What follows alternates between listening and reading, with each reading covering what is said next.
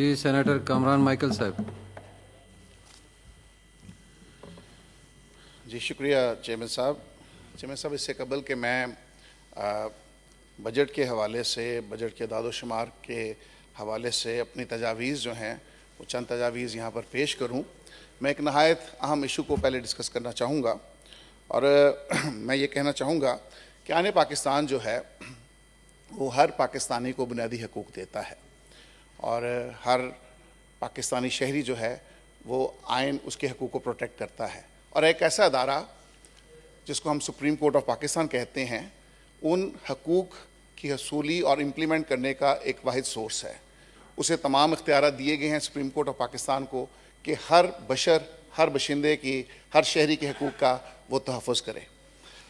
गुज़िश्ता दिनों में supreme court of Pakistan ने एक जजमेंट दी जिसमें ये जजमेंट दी गई कि जो गैर मुस्लिम तालिब इल्म हैं, तुलबा हैं, जो मुख्तलिफ़ यूनिवर्सिटीज़ में पढ़ते हैं, मेडिकल में जाते हैं और दूसरे शोबों में जाते हैं, तो उनके साथ एक नाइंसाफ़ी है कि अगर कोई मुसलमान बच्चा, स्टूडेंट जो है वो हाफ़िज़ कुरान होता है तो उसकी 20 नंबर्स उसे इजाफ़ा मिलता है जब वो एडमिशन लेता है। लेकिन ये नंबर्स जो हैं ये गैर मुस्लिम स्टूडेंट्स को क्यों नहीं जाते? इस पर उन्होंने जजमेंट दी कि इनके लिए भी लाहेअमल बनाया जाए, कानून साजी की जाए और इनको भी इस कानून के तहत ये 20 नंबर से जो महरूम रह जाते हैं तबकात, इनको इस 20 नंबर से महरूमी का ख़ात्मा किया जाए और इन्हें कौमी धारे में शामिल किया जाए। जब ये सुप्रीम कोर्ट ऑफ पाकिस्तान की जजमेंट आई है, उस पर चंद अनासर ने पार्लियामेंट में तकारीर की और उन्होंने इसे बड़ा गैर मुनासिब इक़दाम करार दिया और कहा कि अब इनका कोई वजूद नहीं है क्योंकि इनकी अनाजील और तौरात जो हैं वो ख़त्म हो चुकी हैं, उनका ही कोई वजूद नहीं है।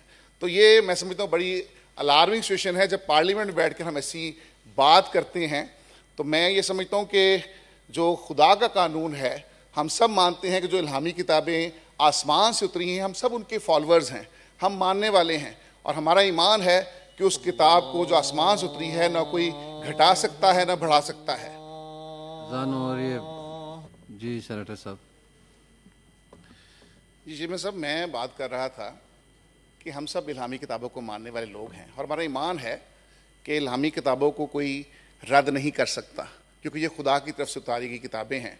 और मैं ये समझता हूँ कि जैसे दाऊद ने जाति जूलियत को पुकारा था और कहा था, मैं भी एक आज के जाति जूलियत को पुकार के कहता हूँ कि ये कौन हो सकता है, इसकी औकात क्या हो सकती है किसी बशर की, किसी इंसान की, जो इंसान खुदा की इल्हामी किताबों के बारे में ऐसी बात करे।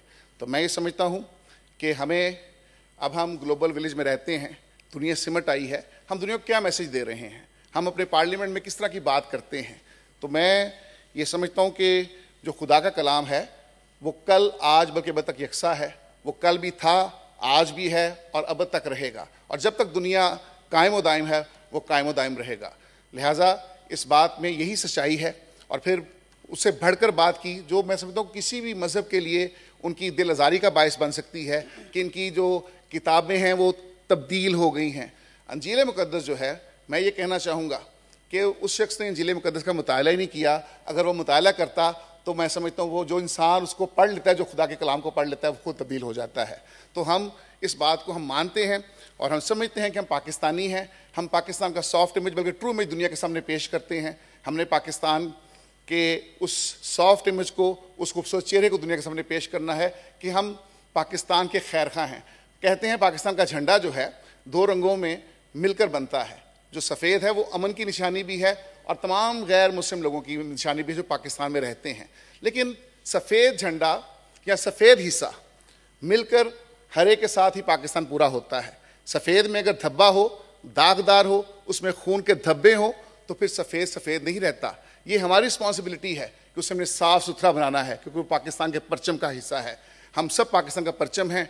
मैं भी पाकिस्तान हूँ, आप भी पाकिस्तान हैं। मिलकर पाकिस्तान को सींचना है, संवारना है, निखारना है और इन शरपसंद एलिमेंट्स के ख़िलाफ़ मिलकर हमने उनका मुहासबा भी करना है।